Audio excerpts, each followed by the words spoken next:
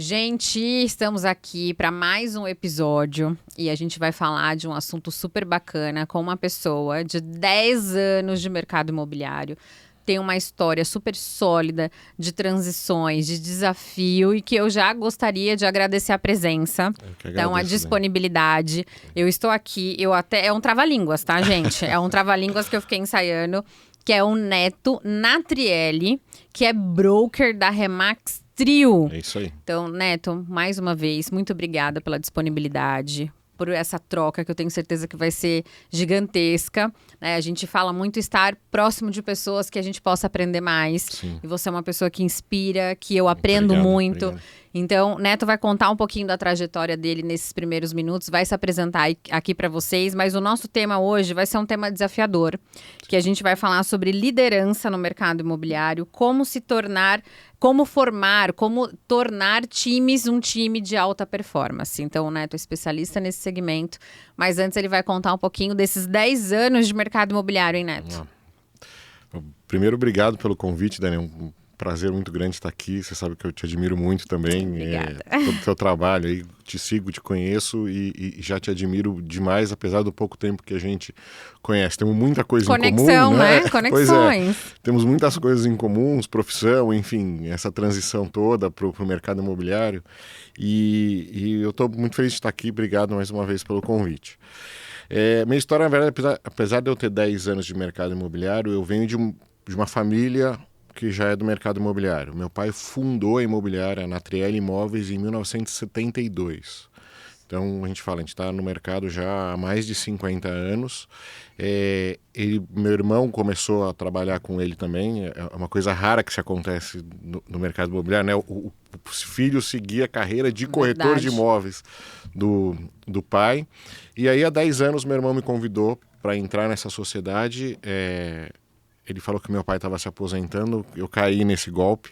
Meu pai está trabalhando, está com 82 anos, está trabalhando até hoje, vai todos os dias lá na imobiliária. Enfim, atende os clientes dele de muitos anos, né? E hoje a gente está lá, eu estou há 10 anos na Natrielli Imóveis. E quando eu vim para o mercado, logo que eu vim para o mercado imobiliário, Dani, apesar de eu advogar já para imobiliárias... É verdade, advogado de formação, né? Advogado de formação, sim. Sou formado até pelo isso. Mackenzie. Pois é, não, tem em comum. E aí, quando eu vim para o mercado imobiliário para atuar mesmo como um gestor ou como um dono de uma imobiliária, eu fiquei meio assustado, porque a primeira percepção que eu tive é que assim, o mercado imobiliário ele é muito amador. Né? Não interessa se a empresa é grande, se ela é pequena, é um mercado assustadoramente amador. Né? Eu falo, são vendas super técnicas, né? A venda de um imóvel, né? É super complexo. São vendas ou negócios, independentemente até a locação, a gente pode incluir nisso, que tem um envolvimento emocional gigante, né? Afinal de contas, ninguém muda de imóvel, ou vende um imóvel, ou compra um imóvel sem estar acontecendo um fato relevante na vida dessas pessoas, né? E é tratado de uma forma amadora, né? O corretor ele não conhece muitas vezes o processo inteiro. Né? E isso me assustou demais. A segunda questão que me incomodou demais foi a imagem que o corretor de imóveis tem aqui no Brasil. Né? É uma baita de uma profissão, muito valorizada na maior parte do mundo, e aqui no Brasil é vista como uma segunda opção, ou até a quinta opção. Né? O cara que não deu certo na vida foi ser corretor de imóveis. Dificilmente a pessoa escolhe ser corretor de imóveis, ele cai no mercado imobiliário. E essas duas coisas me chamaram muita atenção. E aí, quando a gente veio, o que eu falei? A gente precisa buscar meios da gente crescer, da gente se profissionalizar. E uma opção que a gente viu foi entrar para uma rede de franquia. Onde a gente entrou, era uma rede pequenininha que chamava Franquia Imóveis. Ela já trouxe um pouco de sistema, ela já trouxe um pouco mais de corpo, né? De corpo, de parcerias, né? Que há 10 anos atrás era um negócio que praticamente não existia, né? Hoje eu acho que a gente está conseguindo quebrar um pouco essa barreira, esse paradigma da parceria, né, com esse modelo da Remax, meio que goela abaixo muitas vezes, mas enfim, a gente está vendo que isso funciona, mas a gente começou a perceber isso. Né? E aí, num determinado momento, a Century 21, que é uma outra marca muito forte lá fora, como a Remax, né? Acho que a Remax tem um pouco mais de corpo hoje, mas a Century 21 entrou, foi associada à franquia Imóveis, e a gente passou a ser Century 21. Mas assim, isso não mudou o meu jogo, né? Não mudou o meu negócio.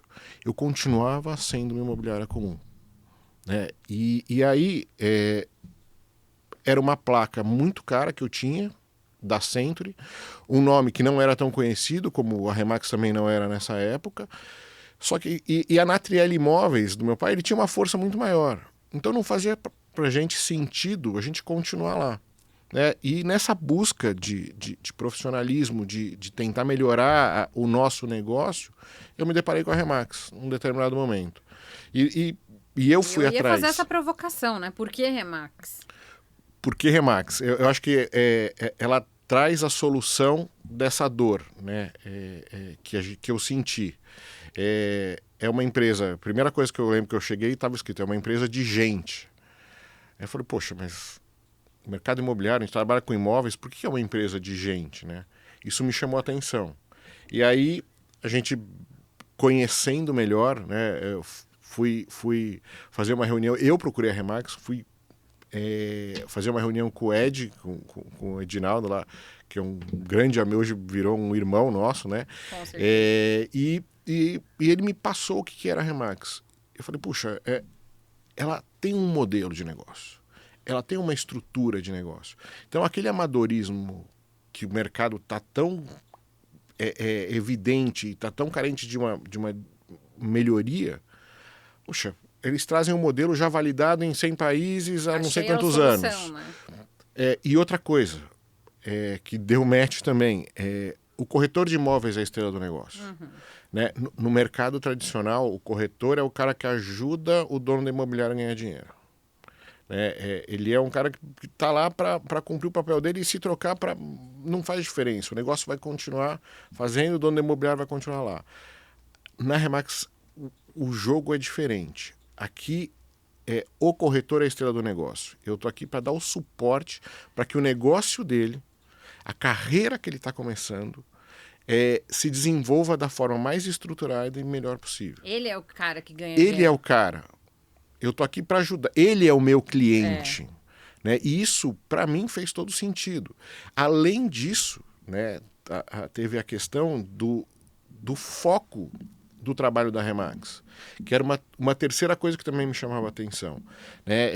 Eu lembro que meus corretores sempre reclamavam de leads. Lead, cadê os leads? Falei, gente, mas para a gente ter bons leads de compradores, né, que na verdade não são leads, são pessoas que estão buscando um imóvel, eu preciso ter um bom produto. E quem tem o bom produto é o proprietário. A gente só faz a intermediação. E isso, para mim, meio que instintivamente, me levava a trabalhar o proprietário de uma forma diferente, só que eu não sabia como fazer. E o foco da Remax é exatamente o foco no atendimento ao proprietário. E por isso que a gente acabou vindo e respondendo a sua pergunta do porquê Remax, foi isso. As 3 dores que eu senti quando eu entrei no mercado, a Remax conseguiu suprir. Eu falei, puxa, eu achei o que eu queria no mercado. Se for para ficar no mercado imobiliário, vai ser dentro desse modelo que eu encontrei aqui, para a gente está fazendo todo sentido. E mais uma coisa a gente tem em comum, né? O porquê que a gente se tornou uma conversão da marca, né? Exatamente por isso pelo que você falou, que eu anotei aqui.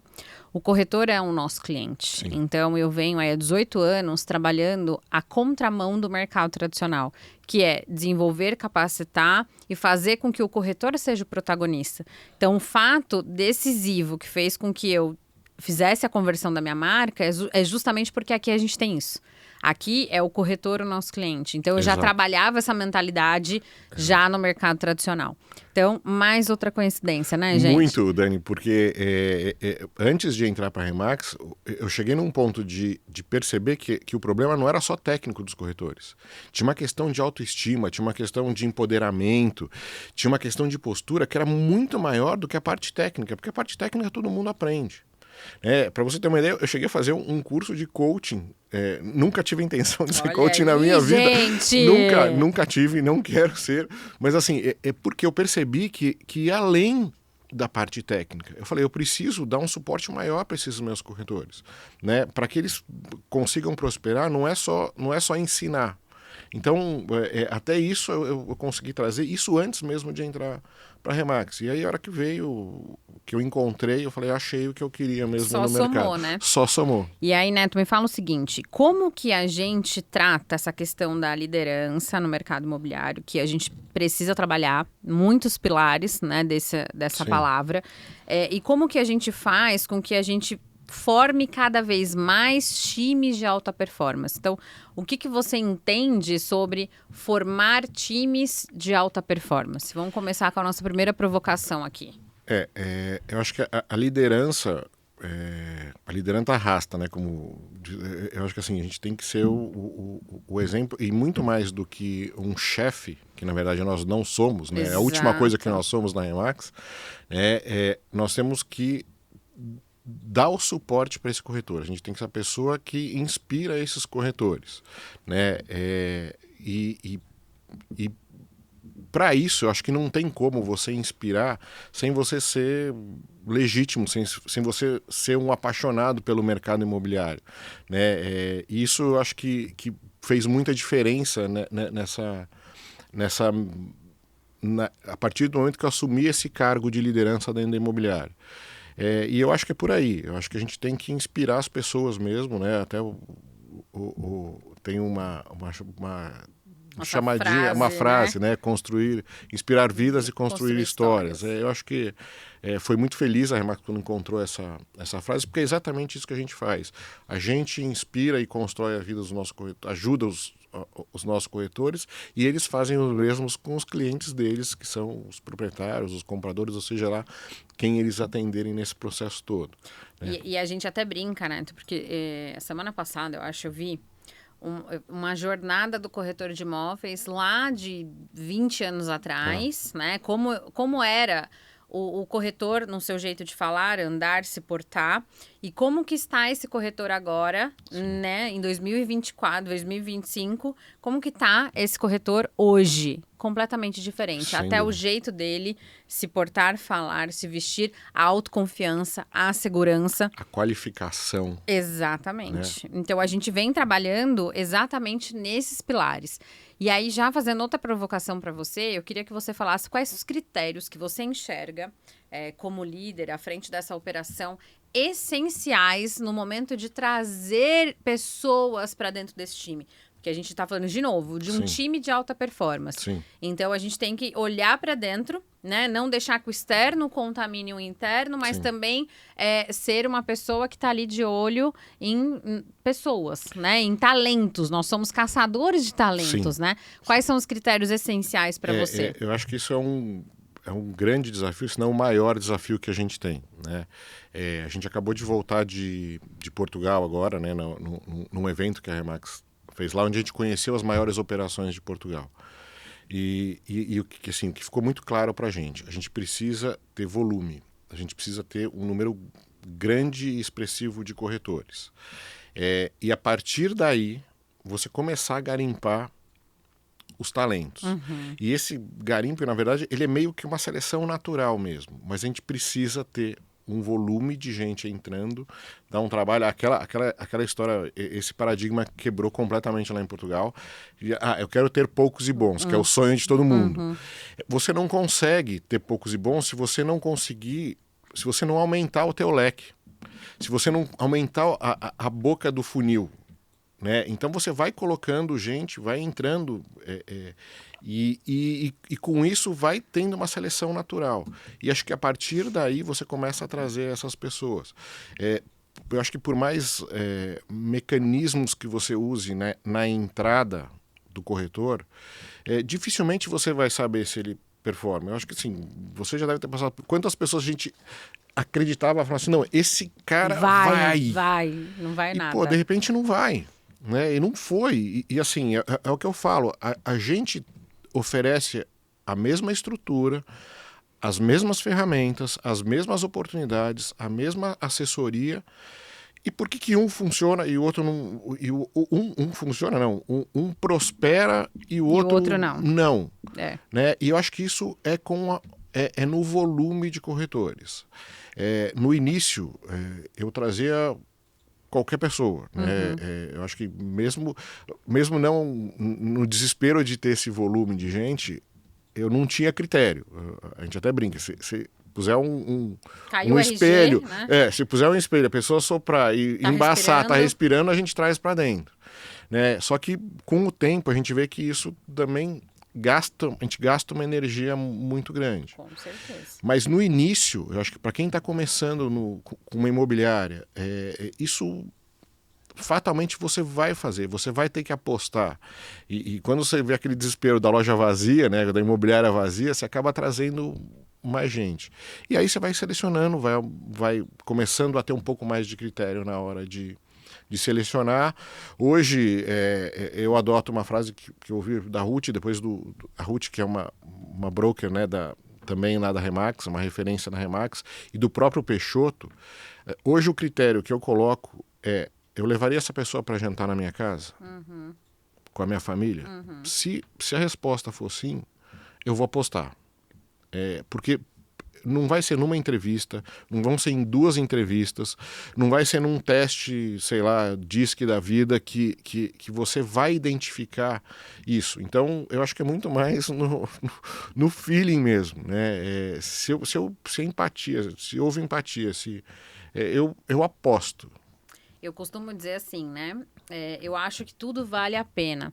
Eu sou uma pessoa de olhar olho no olho e sentir o outro, né? Sim. Então, eu sempre falo que não teremos as mesmas opiniões. Sim, sem dúvida. Porém, temos que ter as mesmas visões. Sim.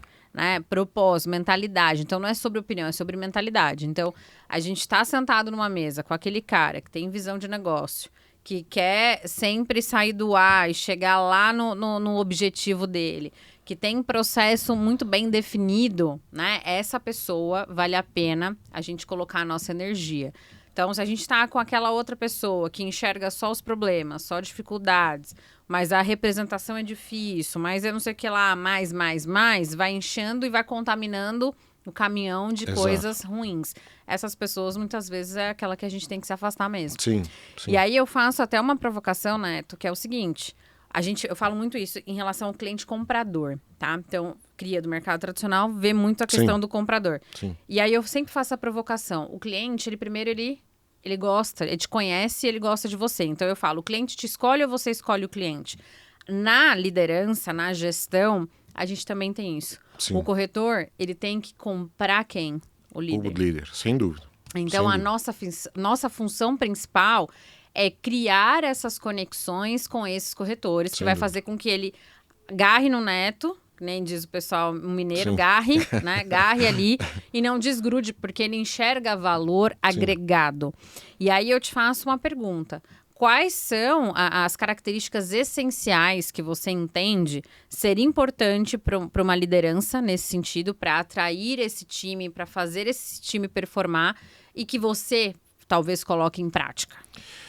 Eu acho que a primeira coisa é o alinhamento de expectativa. Desde o início, Dani. Desde a primeira conversa com este corretor, você tem que alinhar a expectativa. Não são promessas que você vai fazer. Eu fiz isso no início, né? Eu não prometi o que eu não ia entregar, mas eu tinha receio de colocar o que era a realidade. Falei, poxa, se eu colocar o que é a realidade, essa pessoa nunca vai querer entrar e eu não vou conseguir ninguém. E não é verdade. Assim, a pessoa está começando um negócio novo. Ela muitas vezes está começando uma carreira nova. Ou ela está numa mudança de carreira porque o que ela está fazendo não está dando certo.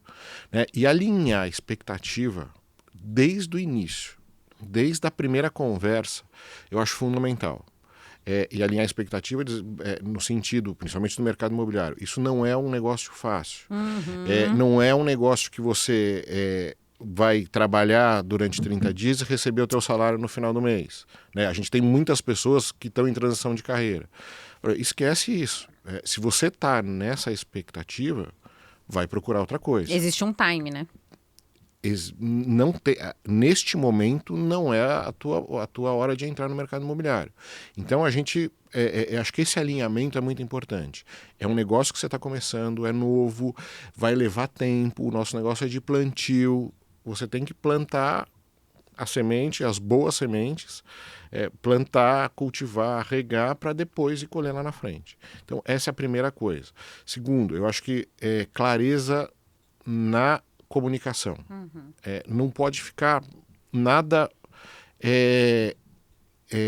subentendido. Sim. Né? Mas eu achei que eu falei uma coisa e isso daí já estava claro para ele. Não, tem que... além de você dizer, você tem que ter certeza de que a pessoa entendeu o que você disse. Né? Isso é um requisito da comunicação. Então, isso também é importante. Até a gente tem muita questão que os corretores comecem a fazer parceria entre eles. Né? Não, a gente vai fazer uma parceria aqui em tal coisa.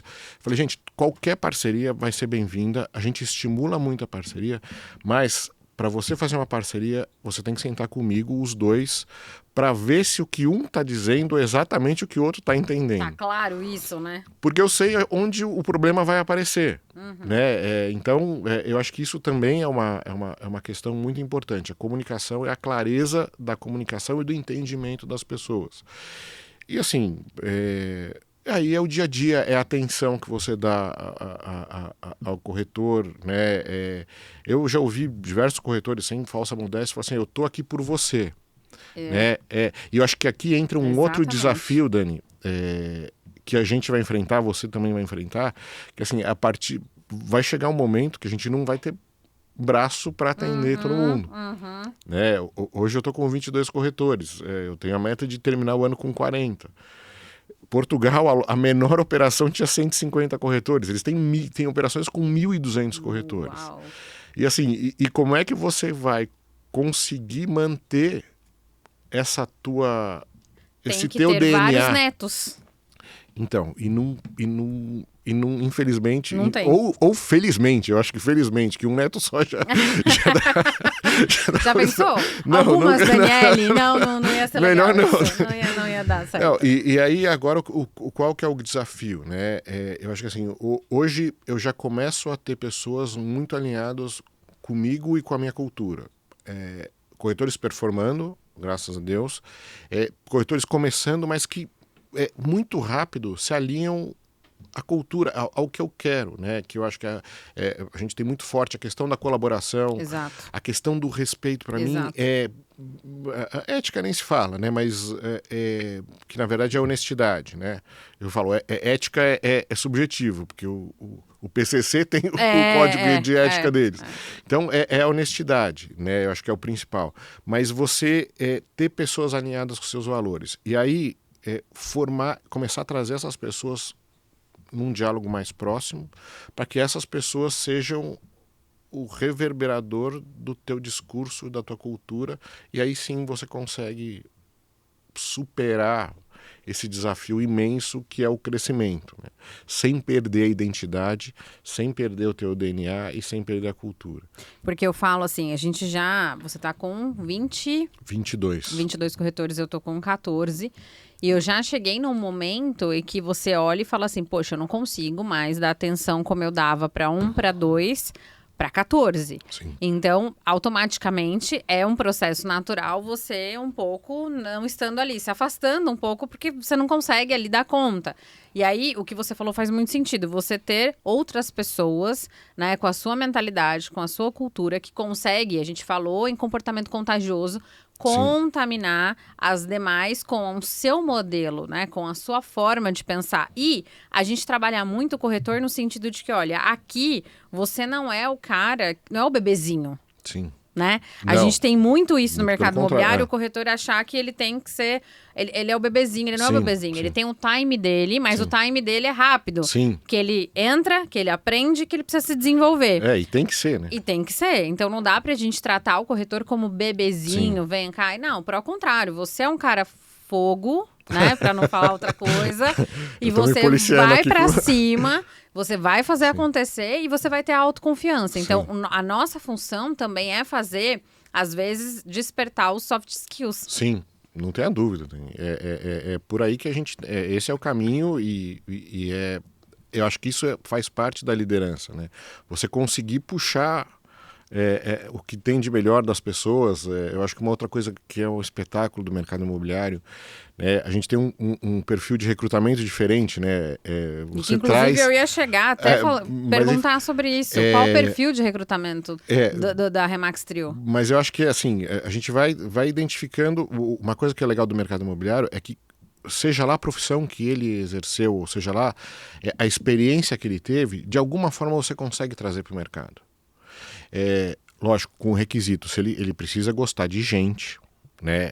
Requisito fundamental. O nosso negócio não é imóveis, o nosso negócio é relacionamento, o nosso negócio é gente, né? Então ele precisa ter isso, mas o que ele for fazer, de onde ele for trazer, e hoje a gente tem trazido muita gente de fora do mercado. Aliás, tem sido o perfil ideal para mim lá na minha área de posicionamento, dentro da minha imobiliária. Eu tenho trazido pessoas de fora do mercado, mas ele consegue trazer de alguma forma a experiência dele para dentro, seja advogado, seja arquiteto, como a gente tem, administrador.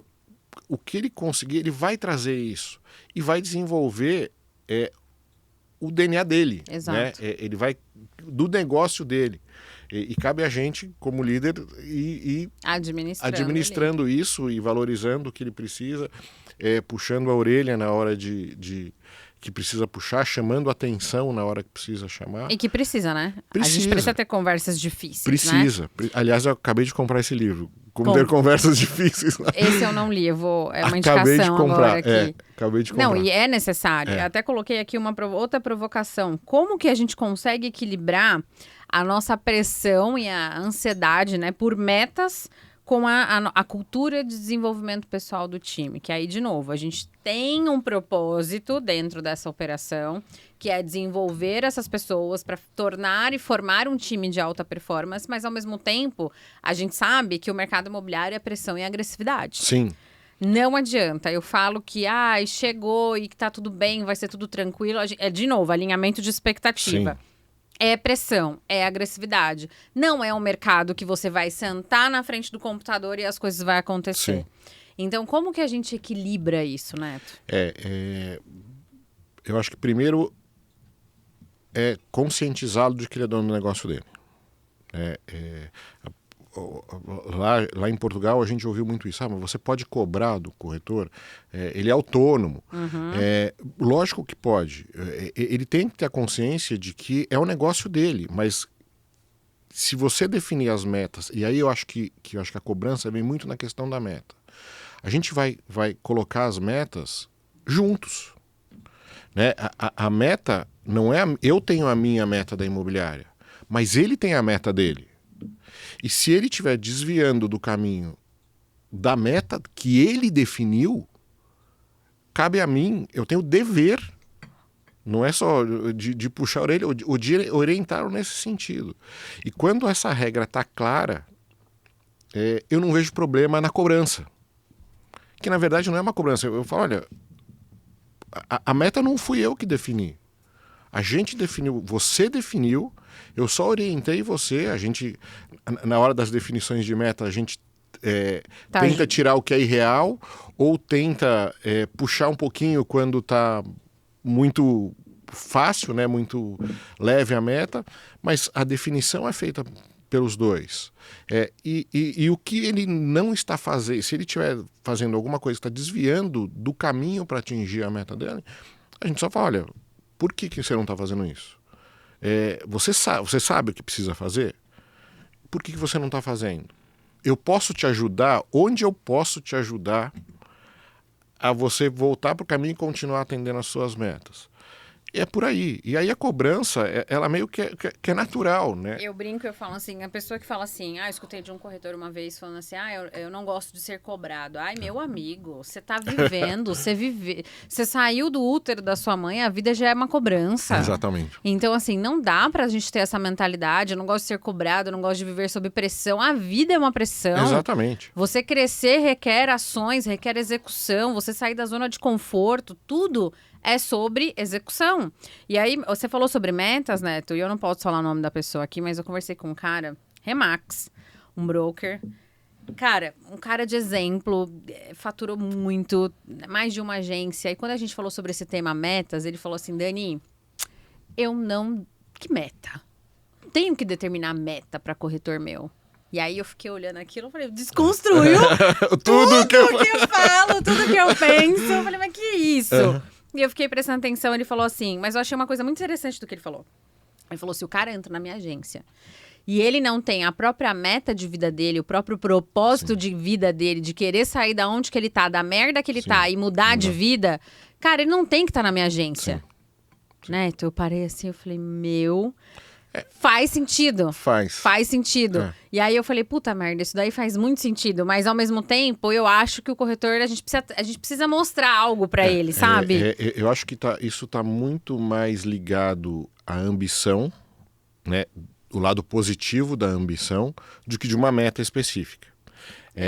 Porque quando a gente fala de meta, eu tô falando que de um número, aí o SMART lá, mensurável, atingível, dentro de um tempo, e isso para mim é meta. Eu acho que esse tá claro e definido. que precisa estar claro e definido, e vai ser e você vai montar o mapa para chegar até lá. Né? Quando fala dessa questão de mudar de vida, eu acho que tem muito mais a ver com o propósito da pessoa, com a ambição dessa pessoa. Né? A gente fala muito que as pessoas quando tem uma outra atividade conciliação, não funciona. Eu também acho. Né? Quando ela está acomodada, né? Quando ela já tem um rendimento, ela não é bom porque nesse período de transição ela vai ter como se sustentar, né? Ela vai ter como bancar ou vai ter até mesmo como investir no negócio dela. Talvez temporário, né? Mas tem que ser um negócio temporário. Né? E se a pessoa está muito na zona de conforto, isso atrapalha também. Então é outra questão que a gente precisa avaliar na hora de trazer a pessoa para dentro. Eu falo que a gente tem que do time. A gente tem que fazer cursos, a gente tem que se capacitar, a gente tem que fazer terapia comportamental, nós brokers, líderes. A gente tem que fazer isso porque eu falo que eu fiquei tão boa em ler pessoas, né? Porque é a parte da nossa atividade. Pois é. E aí eu faço uma outra pergunta, Neto. Vamos lá. E esse cara que entrou, e esse cara que tá lá, mas esse cara, ele não performa de jeito nenhum. Que momento essa pessoa, ela vira um peso? Porque tem uma coisa muito forte que eu falo, né? O corretor que tá dentro da tua empresa e que você tá ali, você tá mostrando, você tá dando as diretrizes, você faz um onboard, que inclusive é o nosso diferencial, e o cara não performa em nenhuma hipótese, ele já tá se tornando um problema. Sim. Um peso. Financeiramente falando, ele é uma dívida dentro da nossa agência. Sim. O que você pensa sobre isso? É difícil. Para mim, a coisa mais difícil é cortar as pessoas. Ai, gente, ele é coleção. Muitas vezes tá demais. Mas assim, eu acho que são as conversas difíceis. Né? E assim, dificilmente eu corto alguém. Né? Acho que não vou me lembrar das vezes que passaram muitos corretores lá, né? A gente tem o turnover é gigante, né, no mercado imobiliário. Sim. Por diversos fatores, mas assim, se não for por questão moral ou respeito, dificilmente eu corto. A pessoa chega à conclusão, são as conversas difíceis de que assim, olha, não está fazendo sentido nem para mim nem para você, né? Então, vamos a terminar nossa jornada por aqui. Eu gosto de você, continuo te admirando, mas assim, não deu certo. Eu posso ter errado na hora de de como conduzir isso na minha liderança. E você também tem a tua parcela de culpa. Então não está fazendo sentido. Então eu vou nessa linha. Mas eu acho que a gente tem que colocar... Quando a gente coloca a meta e a pessoa reiteradamente não atinge essas metas, a primeira vez, agora a gente está fazendo acompanhamento trimestral, então eu estou levando isso em consideração na hora de ter essa conversa difícil. Mas se a pessoa está se dedicando, está fazendo, você vê que ela está se empenhando, participa dos treinamentos, participa das reuniões, está empenhada. Se é uma questão de ajuste, eu não corto. Eu tive recentemente uma corretora que ela levou 1 ano para vender. Só que no mês que ela completou 1 ano, ela vendeu 3 imóveis. Olha aí, gente. Olha o time, viu? Corretores de imóveis aí. Olha o time. Todo mundo tem seu time. O que faz a gente decidir se uma pessoa fica ou não, que na verdade, como o Neto falou, não é a nossa decisão, o que faz a gente observar a pessoa de destaque de alta performance são as ações recorrentes que ela faz. Então, provavelmente, ela não era uma pessoa que ficava quieta. De forma alguma. E tinha essa cultura da colaboração, de ajudar. Ela era professora então e uma baita capacitação, né? Já tinha, ela fez, se não me engano, fez faculdade de design. Olha aí. Tinha formação, pós-graduação em museologia. Era uma pessoa extremamente qualificada e culta, e assim, porque a gente precisava, estava dentro do fit cultural da Trio, mas demorou um pouquinho para performar, mas ela estava lá no negócio. E agora, tem pessoas que com 2, 3 meses, você percebe que não está afim, que não adianta, e aí a gente abrevia as conversas difíceis. Exatamente. Né? Enfim, eu acho que é nessa linha. Ô Neto, você falou uma palavrinha que é algo que eu não negocio em hipótese alguma. Quando eu percebo que a pessoa começa a questionar e tentar fragilizar a cultura, para mim não dá mais. Sim. Então eu queria que você falasse sobre a cultura da Trio. Né? O que é a cultura? A gente está numa marca global, que a gente tem uma cultura universal, mas cada agência tem a sua individualidade. Sim. Cada broker tem seu perfil. Como é a cultura da Trio? A gente estuda, vai atrás dos treinamentos, a gente tem que criar cultura, mas eu acho que no início, principalmente, a gente não consegue impor.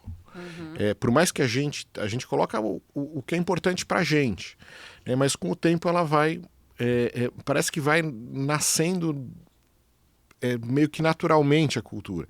A colaboração para nós é um pilar que para a gente é muito importante.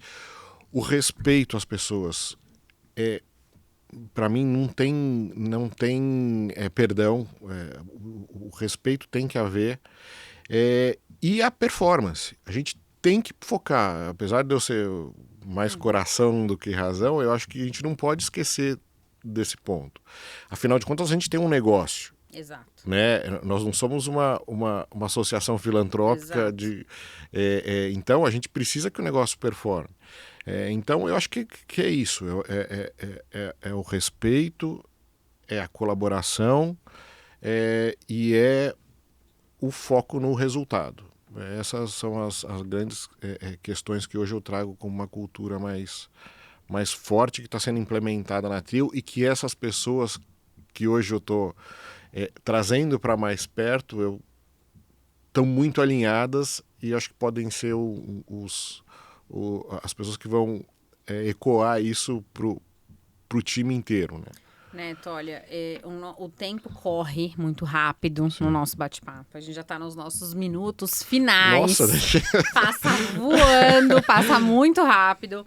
E eu queria que você deixasse uma mensagem para uma audiência específica. A gente não vai falar agora com quem quer entrar no mercado imobiliário, que é o profissional que está pensando em transição de carreira, ou até o que é o corretor que está analisando ali a melhor marca para ele poder se associar. A gente não vai falar com eles agora. Eu queria que você deixasse uma mensagem para os líderes de mercado imobiliário, porque a gente vê muita falha ainda, vê muita coisa esquisita, e começa pela liderança, né? Então, se a gente fala em transformação do mercado imobiliário, a gente tem que falar com a liderança também, Sim. porque a gente pulveriza isso, a gente externa isso para o mercado. Então, eu queria que você deixasse essa mensagem impactante para os líderes de mercado imobiliário. É difícil. Forte, hein? Forte. Que responsabilidade, mas ele aguenta. Eu acho que o principal é o respeito, em primeiro lugar. A gente está tratando com um ser humano na nossa frente. Eu acho que a gente tem que ter respeito pelas pessoas que a gente está trazendo. Segundo, eu acho que a gente tem que se colocar sempre numa postura de estagiário, de quem está aprendendo alguma coisa. Essas pessoas vão ensinar, seja lá os jovens, os que estão em transição de carreira, você vai aprender alguma coisa com essas pessoas. Então, se coloque na posição de estagiário e busque melhorar a cada dia. É a humildade de você saber que precisa estar melhorando, que precisa valorizar o ser humano que está à sua frente. E eu acho que é por aí, Dani. Não tem muito segredo. É saber ouvir. Né? No mercado imobiliário a gente tem muito... me assusta às vezes quando a gente vê donos de imobiliário e fala assim, pô, aqueles caras... aquele corretor que não faz porra nenhuma. Não sei. Cara, eu acho que quem tem essa visão do corretor tá errado. Uhum. Se a gente tem que como mensagem, eu acho que é isso. Ele é um parceiro, ele é o nosso cliente. Ele é o nosso primeiro cliente. É ele que vai trazer o resultado para a gente. É ele que vai trazer o negócio para a gente. É ele que vai trazer o dinheiro para a nossa empresa. Então, acho que é por aí. Gente, isso que o Neto falou, eu vou resumir uma coisa forte também. É forte. Não transfira a responsabilidade do insucesso do teu time para o seu time. Então, quando o teu time não tá bem, quando o teu time não tá performando, olhe para si, líder. Recalcule rota. Vai aprender para ensinar. Vai ver aonde você está errando. E não jogue só a responsabilidade para o teu time. A responsabilidade, em primeiro lugar, ela é sua. Como representante, como líder, como aquela pessoa que orienta e que dá as diretrizes. Então, autorresponsabilidade. Sem dúvida. Né, Neto? É isso aí, por aí. Né? E eu queria agradecer imensamente a sua presença, a sua contribuição, que para mim é sempre louvável. A gente aprende muito. A Trio é um sucesso na Remax, é uma agência que eu me inspiro, é uma agência que eu olho cada movimento. E a gente tem que estar entre os bons e melhores. É isso aí. Né? Então, o que eu gosto de falar é sobre... Sobre? É sobre isso, né? Ele Desculpa esqueceu. aí. Gente, mais uma vez, muito obrigada aí pela audiência de vocês.